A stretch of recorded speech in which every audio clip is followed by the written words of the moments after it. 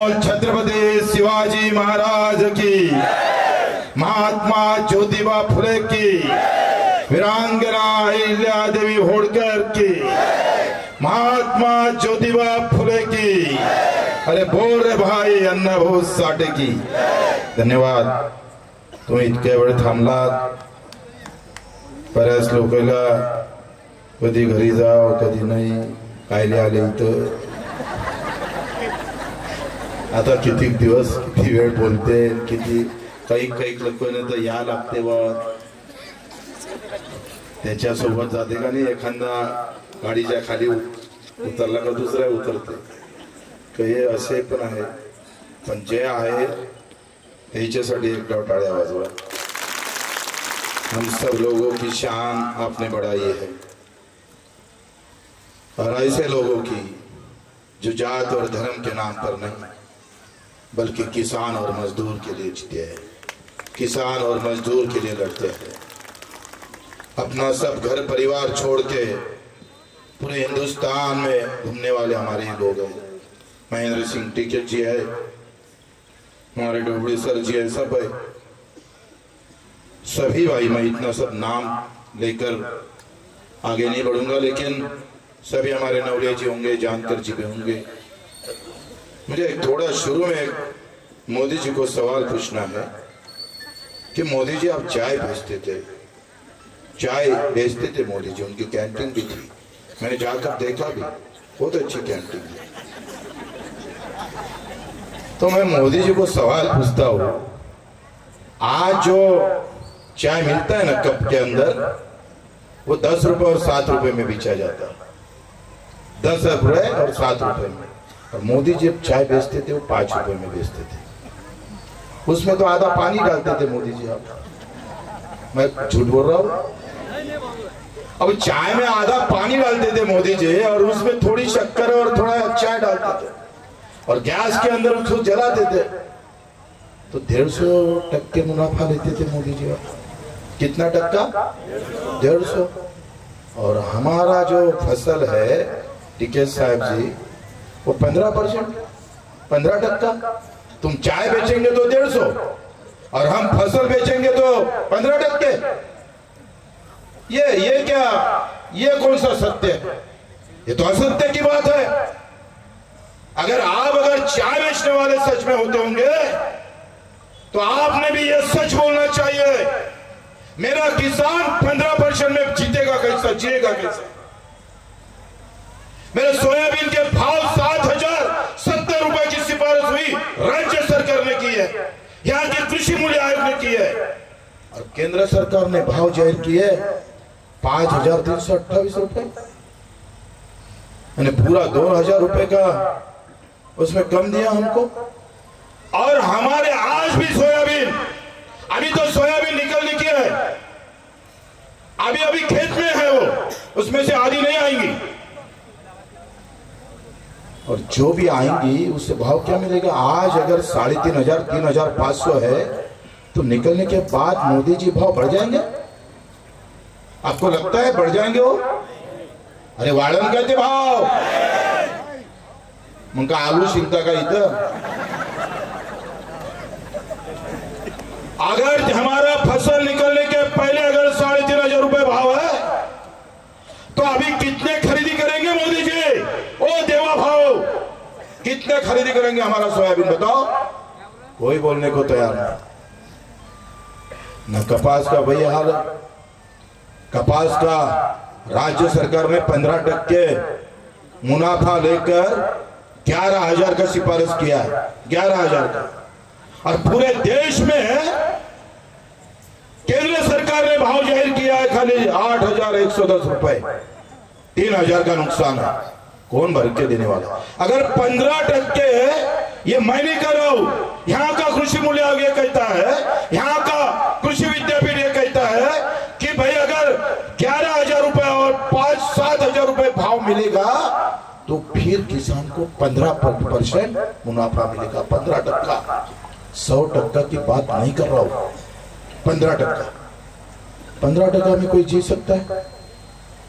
वो तो इधर उधर कैसा जाएगा पता नहीं चलता है। अगर वो 15,000 15% में 11,000 इधर 7,000 वो नहीं मिलता है तो 20% घाटे में है तुम्हारा अनुभव। आपका जो एमएसपी है वो 20% घाटे से जाहिर किया है। वहां तो वही मर गए हम। अरे वो भी मिलने का कोई है, अभी कोई गुंजाइश नहीं देख रहे, दिखाई जा रही। 4,000 में बेचना पड़ेगा। आप देखो जो 7,000 मिलना चाहिए वो अगर 4,000 में है तो 3,000। एक एकड़ में हमारा घाटा आ रहा है 1 क्विंटल के अंदर 3,000 रुपए। 1 एकड़ में 6 क्विंटल पकड़ो, 7 क्विंटल पकड़ो, 21,000 का घाटा है 1 एकड़ किसानों का। 1,000 1 एकड़ वाला जो सोयाबीन अभी जो फसल ले रहा है उसको मिल रहा है 3,000, 20,000 का घाटा 1 एकड़ के अंदर। 5 एकड़ वाला आज 1,20,000 का घाटा है। घाटे में सोयाबीन बेचना पड़ रही है हमको। लेकिन मुझे ये लगता है कि आपको गुस्सा क्यों नहीं आता। मैं आपको पूछना चाहता हूं, 100 रुपए के लिए हम बिल्कुल झगड़ा करते। हमारी वाइफ अगर सही खाना नहीं बनाती तो भी आप चिल्लाते हो। लेकिन 1 क्विंटल के इसमें अगर 2-3 हजार का घाटा आता है और तो भी आपको गुस्सा नहीं आता होगा, तो फिर आपका थोड़ा आपका भी विचार करना चाहिए कि क्यों आता नहीं भैया आपको गुस्सा, क्या वजह है आपको गुस्सा नहीं आता। इतना अगर हमको लूटा जाता है और तो भी हम गुस्सा नहीं करते तो क्यों लगाते हैं छत्रपति शिवाजी महाराज का फोटो, क्यों लेते हैं भगत सिंह का नाम, क्यों लेते हैं बाबा साहेब अम्बेडकर का नाम। क्या जरूरत है? अगर मुंह में तुम्हारे आपको लूटा जाता है और आप शांत बैठे हो, आप कुछ करते नहीं है, तो फिर इस लोगों का नाम लेने का कोई आपसे मेरे को नहीं लगता आप उसके लायक हो। मुझे यह कहना है कि इसके लिए झगड़ना पड़ेगा। जिस तरह पंजाब में, हरियाणा में, उत्तराखंड के शहर में इस लोगों के इस इलाके के किसान ने जिस तरह से भगत सिंह के तरह लड़े, लोग 700 लोग जगहों पर मरे 13 महीने के अंदर, तो भी हटे नहीं। आज एक भी बारिश का बूंद आ जाए तो आप चले जाते हो घर। ये मेरी माँ की, ये मेरी बाप की लड़ाई है, जो पिछले साल से कितने सालों से मरता आ रहा है, आज भी मर रहा है और कल भी मरने वाला है। उसके लिए लड़ना पड़ेगा। कोई चुनाव राजनीति की माहौल सभा नहीं है ये दुख और दर्द से भरी हुई सभा है। हमें सोचना पड़ेगा, हमें सबकर तैयारी करना पड़ेगा। चाहे कुछ भी हो जाए, किसान को जीतना पड़ेगा, किसान मजदूर को जीतना पड़ेगा। ये जात और धर्म की लड़ाई नहीं है, ये अर्थवेद की लड़ाई है। पैसा आता कहां से और पैसा जाता कहां है। पैसा अगर हमारे से लुटा जाता है तो पैसा हमारे पास आना चाहिए, अगर नहीं आता है तो मां कसम उखाड़ के फेंक देंगे, इस साले को उखाड़ के फेंक देंगे। अगर आप साथ में आए तो भी, और नहीं आए, अगर आप साथ में आए तो गांधी जी के हिसाब से, अगर आप साथ में आए तो भगत सिंह के दिमाग से जीतेंगे। भगत सिंह के दिमाग से जीतेंगे। हम जो मुद्दा उठाए वो हम पीछे नहीं आने वाले, चाहे कुछ भी हो जाए। मैं कितने देर से 7 महीने से दौड़ रहा हूं महाराष्ट्र के अंदर। मैं गोंदिया गया, भंडारा गया, मैं यवतमाळ गया, हमारे हिंगोली, नांदेड़, सोलापुर, जलगांव, सभी तरफ सभा। बारिश आ रही थी तो भी लोग आ रहे थे। दर्द उतना बड़ा है। अगर आप जात, ओबीसी, मराठा, दलित, मुस्लिम, हिंदू इस बात को लेकर आप झगड़ना चाहे, आप इसी तरह झगड़े रहो, क्योंकि हमारा नेता उसमें कुछ ज्यादा है। आप जितना ज्यादा नीचे झगड़ेंगे, गांव-गांव में लड़ेंगे, उतना हमारी सरकार और चैन से नींद लेंगे।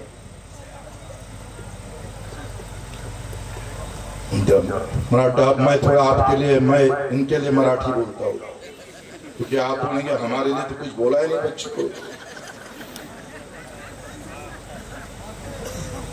मित्र, ही लढाई जी आहे ते तुमच्या आमच्या जीवन मरणाची आहे। आरक्षणाची लढाई त्या त्या जातीनं तसं म्हणून तसं लढत राहावं, आम्हाला काही परवा नाही। पण आरक्षणानं सगळ्यांचे प्रश्न निकाली लागन हे तेवढंच खरंय पण नाही, हे पण तुम्ही लक्षात घ्या. पण मला माहित आहे माझ्या शेतकऱ्याला कापसाचे भाव 15,000, माझ्या शेतकऱ्याला आमच्या सोयाबीनचे भाव 8 ते 9,000 हे सगळे भेटले ना तर आम्ही सांगतोय आम्ही कर्जमाफी मागणार नाही देवा भाऊ, आम्ही तुझ्या बापाचं कर्ज माफ करून एवढी आमच्या मनात आहे. आम्ही भीक मागायचा धंदा कधी केला नाही, माझ्या बापानं केला नाही, मायने केला नाही. पण दुःख या गोष्टीचं आहे का जेवढे जाती धर्माच्या लढाईसाठी लढता तुम्ही तेवढे शेतकरी म्हणून लढत नाही. हे सगळ्यात मोठं दुःख आहे. लढावं तुम्ही तुमची पार्टी घेऊन. मी तर म्हणतो निष्ठा पार्टीवर नाही, निष्ठा नेत्यावर नाही, निष्ठा माझ्या मायवर बापावर ठेवा. ज्या मायनं 9 महिने पोटात ठेवलं आम्हाला वागवलं तिचं अजूनही दुःख संपलं नाही, ते अजूनही वेदना आहे तिच्या मनात. त्या वेदना घेऊन लढता आलं पाहिजे. आजच्या आमच्या मायमाऊलीनं आमच्या ह्या सगळ्या महिला भगिनीनं जे काही प्रयत्न केले खरं तर त्यांच्यासाठी टाळ्या वाजवल्या पाहिजे. तुमच्या बरोबरीनं माझ्या महिला भगिनी इथं आल्या. पुन्हा त्या शेतकरी संघटनेची आठवण येते. गावागावात संघटना उभी होती शरद जोशी साहेबांच्या वेळी.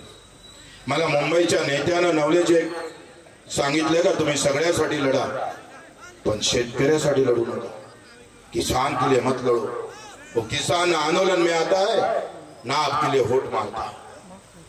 ऐसे क्यों बोल रहे हो आप? तो शरद जोशी साहब ने विदेश की नौकरी छोड़ी, 2.5-3 लाख की नौकरी छोड़कर हमारे महाराष्ट्र में आंदोलन खड़ा किया. जहां परिवार गिरिवार सब बाजू में हटकर शरद जोशी लड़ते रहे, उन पर गोलीबार भी हुआ था. सब परिवार छोड़ के तुम्हारे लिए लड़े. उन्होंने अपने लिए नारा दिया, अपने लिए आंदोलन किए, लेकिन जब वो खड़े रहे तो गिर गए. किसान नहीं गिरे हैं क्योंकि नाम जोशी था. पूछो थोड़ा रात भर, थोड़ा पूरी रात भर तुम थोड़ा विचार करो कि क्या गलती है वो शरद जोशी की. कुछ भी हो हमारे लिए झगड़ते तो हिंगन गाड़ के अंदर एक छोटे बच्चे ने गिराया उनको. चुनाव के अंदर जात के सिवाय कोई दिमाग नहीं रहता. तुम कितना भी दौड़ो कुछ भी करो, शरद जोशी जैसा इतना बड़ा आदमी को गिराया, बाबा साहेब आंबेडकर को गिराया, बहुत गंभीर बात है. बहुत उनके पति ने आत्महत्या की, खुदकुशी की थी. असं जर चालत राहिलं तर तुमच्यासाठी कोणी लढणार नाही भाऊ. आणि तुमच्यासाठी तुम्ही गरीब राहिलं पाहिजे हे सगळ्या मोठ्या नेत्यांची अवस्था आहे. मी हिंगोलीच्या एका मित्राकडे गेलो, तिथे भांडे घासणारी एक बाई होती. त्या भांडे घासणाऱ्या बाईला विचारलंय तू कुठून आली. ती म्हणे मी बाजूच्या शेतात गावातून आली 3 किलोमीटरवर. म्हणजे इकडे कशाला भांडे घासणार, किती जमीन आहे तुमच्याकडे. तेव्हा 3 एकर जमीन आहे, माल नवरा शेतातलं काम करतोय पण ते काही परवडत नाही भाऊ म्हणून भांडे घासतोय. याचा अर्थ कारण लक्षात घ्या. शहरातल्या श्रीमंत लोकांना अजूनही मुंबई पुण्यात माणसं कमी पडतात. त्यांच्या बायांना स्वयंपाक करता येत नाही, भांडे घासता येत नाही, मजुरी करता येत नाही. आणि इथं कायम गरीब राहिले पाहिजे आणि शहरातल्या श्रीमंत माणसाची व्यवस्था झाली पाहिजे. हे षडयंत्र त्याच्यावर, हे षडयंत्र. तुम्हाला आम्हाला जाती धर्मामध्ये व्यवस्थित गुंतवून ठेवायचं रे. तुम्ही सगळे झेंडे घेऊन निघायचं. त्या नितीन देशमुखनं जे काही म्हटलं का कोणी हिरवा झेंडा घेऊन, कोणी भगवा, कोणी निळा, कोणी हिरवा घेऊन निघतंय, कोणी पिवळा घेऊन निघतंय. अरे थोडी अक्कल असेल तर थोडा वाकून पा खाली. तो झेंडा निघतो ना त्याचा जो कापड असतो ना तुम्हाला बाप शेतकरी पिकवतो. लक्षात ठेवा, तुम्हाला बाप शेतकरी पिकवतो. तुम्ही काय झेंडे दाखवताय आम्हाला. ही लढाई आमच्या अर्थभेदाची आहे, माझ्या शेतीमालाच्या भावाची लढाई आहे. ही कष्ट आणि इमानदारीची लढाई आहे. हे आम्ही बेमानीने तुम्हाला मागत नाही आहे. अरे जेवढं पिकतं त्याला किमान भाव जर देता येत नसाल तर तुम्ही बसता कशाने तुम्ही सरकार तिथं म्हणून. तुमची लायकी तरी एकाच सारे हो. आम्ही पिकवलेल्या मालाला जर भाव भेटत नसत आणि सरकार आम्हाला देत नसत आणि तरी जरी आम्ही स्वस्त बसत असत तर बांगड्या घाला, बांगड्या नाही घालता येईल तर मी येतो घालाले. थोडस 13 महिने लढले, हे जर लढले नसते तर 13 कायदे तुमच्या उरावर बसले असते. तुम्ही ते 4000 ढवळे साहेबांनी सांगितलं 4000 17,000 क्विंटल भाव कापूस घेतलेला, जास्त भावानं कापूस घेतलाय. मोदी साहेबांना ट्रम्पने एक फोन केला आणि 11% आयात कमी केला. भाऊ इथं थांबला नाही. मे महिन्यात 25 लाख गाठी कापसाच्या आल्या, 25 लाख गाठी. ऑक्टोबर पर्यंत मुदत होती, डिसेंबर पर्यंत वाढवली. अजून 100 लाख गाठी तुमच्या उरावरून बसणार आहे कापूस उत्पादक शेतकऱ्यावर. पेरा पराठी तुम्ही लावायचे जाती धर्माचे झेंडे नारे, अधिक खलास व्हा. झेंडा घेऊन आम्हीच मराठच चालले. 17,000 रुपये क्विंटल भावनं कापूस घेतला मोदीनं, 17,000 रुपये क्विंटलनं. आणि तुमच्या कापसाला 6,000 पण भेटत नाही. काही चिंता नाही आम्हाला, काही परवा नाही. साला एका जिल्हा परिषदच्या तिकीटसाठी झेंडा घेऊन मरतोय आम्ही. फक्त मी निवडून आला पाहिजे, मला पद भेटलं पाहिजे. चुलीत घालते तुझा पद. माझ्या शेतकऱ्याला भाव भेटला पाहिजे. आमदार की वळून टाकू साल्या, हे आम्हाला काही राजकारण करायचं नाही. याच्यात माझ्या शेतकऱ्यासाठी लढायचं आहे. या भावना जपा, या भावना घेऊन समोर निघा. माझा फोटो काढला का, त्याचा फोटो स्टेजवर होता का? बिलकुल नाही. आज लढलो नाही तर येणारा काळ लढण्याची ताकद तुमच्यात राहणार नाही सांगतोय. आई भवानीच्या शक्तीनं सांगतोय. येणारा काळ तुमचा नाही, राहणारही नाही, कारण लढणारा शिल्लक राहणार नाही. जसं आम्ही पंक्तीत वाळणारे होते ना पहिले गाव खेड्यात, आता कॉन्ट्रॅक्ट द्यावं लागतं. वाळणारा पण शिल्लक ठेवला नाही आहे. तसंच होणार. तुम्हारे लिए कोई लढणे वाला नाही राहिला. हे जर ड्रग्स भरून पार ज्या व्हायला पाहिजे तर चालेल, पण आम्ही आमच्यासाठी लढणं शिकलो नाही भाऊ. हे समजून घ्या. मी पाहिजे इतकं सगळं बोलणार नाही, पण अजून राकेशजी टिकेत साहेब कुठल्या पार्टीचे आहे, कुठल्या जातीचे आहे, कुठल्या धर्माचे आहे, कहां से आए हमें पता नहीं है, लेकिन वो किसान का हित लेकर आए हैं, तुम्हारे लिए आए. त्यांची जात कोणती, धर्म कोणता, पाच बसा तुम्ही, पण ते माझ्या शेतकऱ्यासाठी लढताना हे आमच्यासाठी महत्वाचं आहे. तुम्ही टीव्हीवर पहा, सकाळी ओबीसी, दुपारी मराठा, संध्याकाळी दलित, बाद में मुसलमान. हो गया खत्म. किसान की बात करने वाला मिलता है नहीं, और की तो टीवी वाले बताते भी नहीं. मारना पड़ता कलेक्टर को, तब एक हेडलाइन आ जाती है. दूसरा क्या, अरे 11% आयकर कमी झाला. सालेला एक बातमी नाही रे, एक बातमी नाही मीडियामध्ये. आणि हे आम्ही पाहतो ना, हे कॅमेरेवाले तुम्ही आमच्यावर नाराज होऊ नका. तुमचा बाप अर्धा अधिक आम्ही पाहतो तिकडे अदानी अंबानी बसलेले अर्धे चॅनल तर साले ना त्यानंच खरेदी करून टाकलं बहुसूरचे. काय दाखवायचं तुम्हाला, काय नाही दाखवायचं पहिलेच ठरला. कितने बात किसान की दिखाना है और कितनी जात और धर्म की दिखाना है पहिले तर. तुम्ही किती काय मारा इकडे, पण तुम्हाला सांगन कोण रे? शरद जोशीचं ऐकलं नाही, मला काय ऐकणार आहे फाटक्या माणसाचं.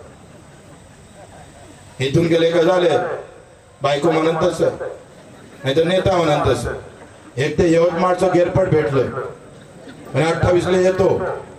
28 ऑक्टोबरला आपण मुंबई नागपूरला बुट्टेबोरीला जायचंय, ताकदीनं जायचंय बिलकुल. आणि 4-5 दिवसाच्या हिशोबाने जायचंय. सांगतो महाकसम, मर जाएंगे लेकिन हटने वाले नहीं हम. देवेंद्र जी तू तेरी कितने बेताकत लगा दे, हम ऐसे वापस नहीं आएंगे. या आम्ही लक्षात घ्या. ह्या सगळ्या याच्यासाठी तुम्ही तयारी दाखवा. अरे 200 दिवस आम्ही शेतीत काम करतोय, 15 दिवसात भावासाठी काम करा, भावासाठी वेळ काढा.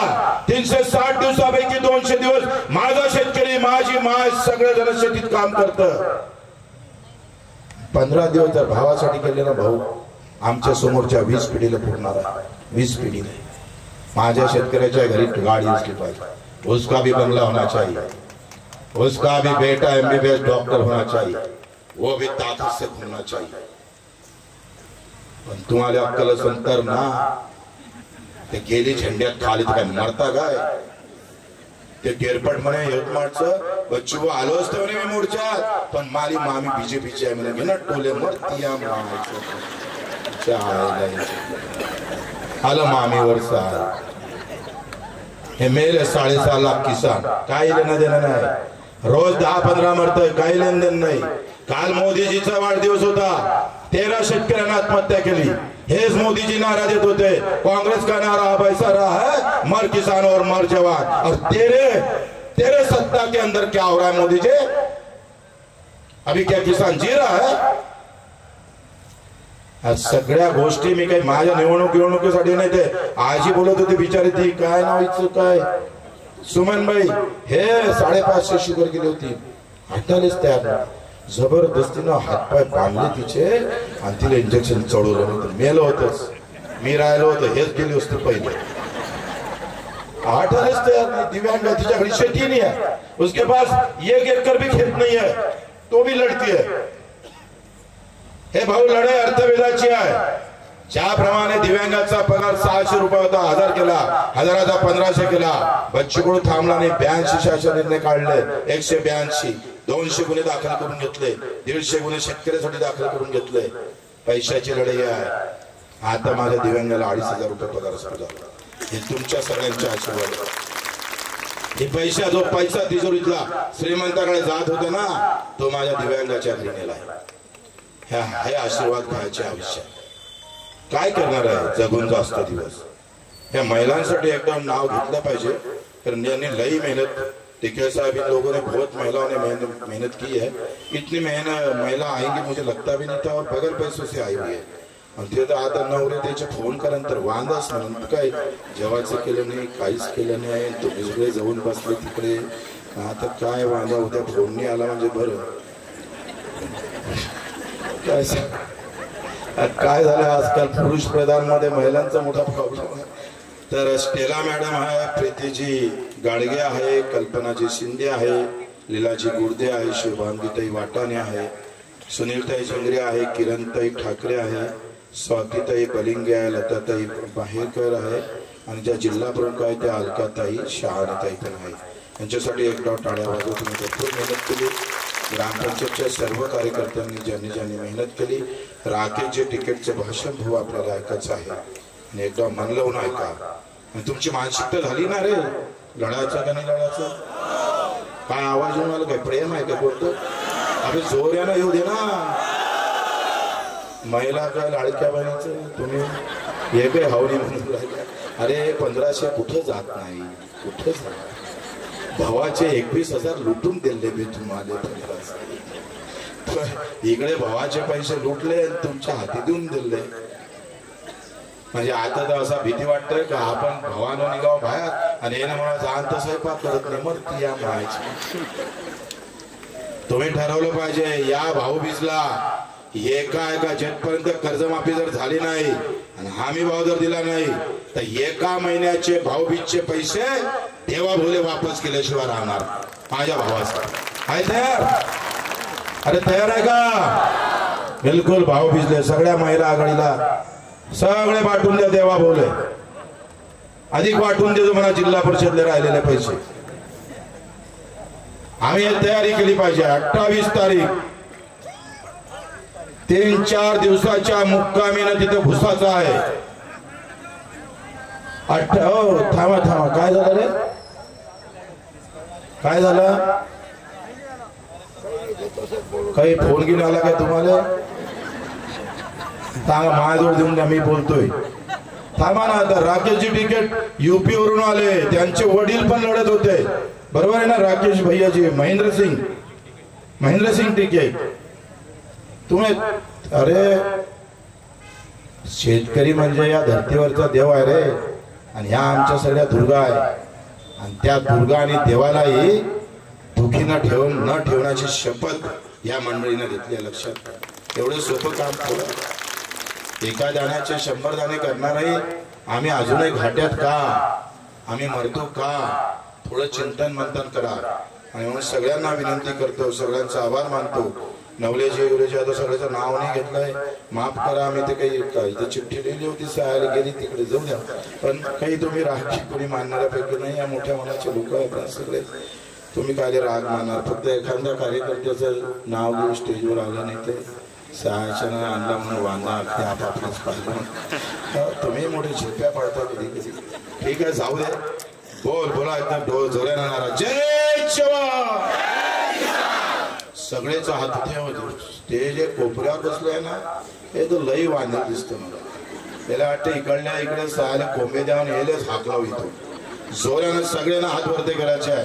जय जवान. अरे जय जवान. धन्यवाद.